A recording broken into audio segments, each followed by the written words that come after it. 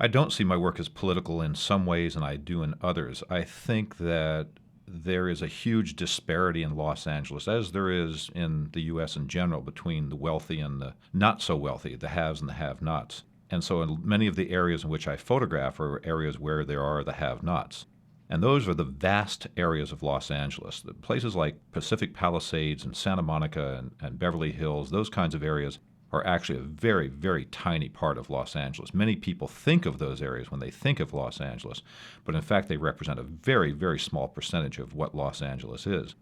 And the landscape that I photograph represents, for the most part, the majority of what there is in Los Angeles.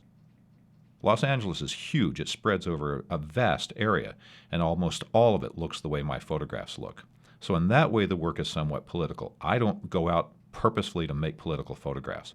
But I think because of my own orientation, because of my way of thinking about things, I think they probably take on some kind of political tone. I think they're beautiful. I find there's a kind of poignancy about the pictures, especially as time goes on. For example, that thrift store picture that you see on the wall is gone. That's another place entirely now. There's no more thrift store there. So it seems to me that there's not only an irony in the photographs, but there's also this kind of subtle beauty that if you look at it in a certain way, you see it.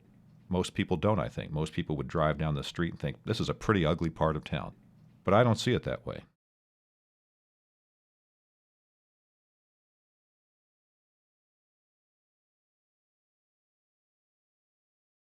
The reason Los Angeles exists here today is because of the Los Angeles River.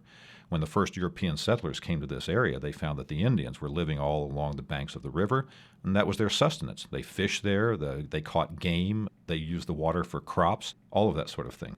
When the early settlers were here, it wasn't an issue when the river flooded, but the more people came here, it became an issue.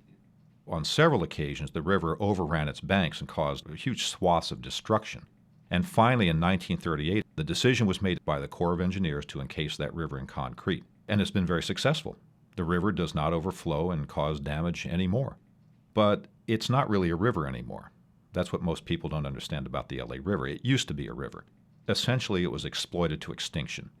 Mostly what the Los Angeles River is today is a storm drain, so that when we have rains, it takes the water and runs it out to the ocean. And it also is a conduit for wastewater from the Glendale Reclamation Plant.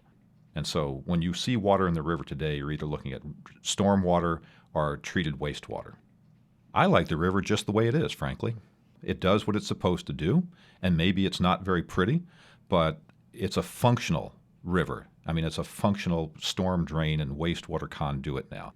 And while I think the plans to revitalize the river are all well and good, I think the money could be better put into solving homeless problems in Los Angeles and some of the other social problems that we have here.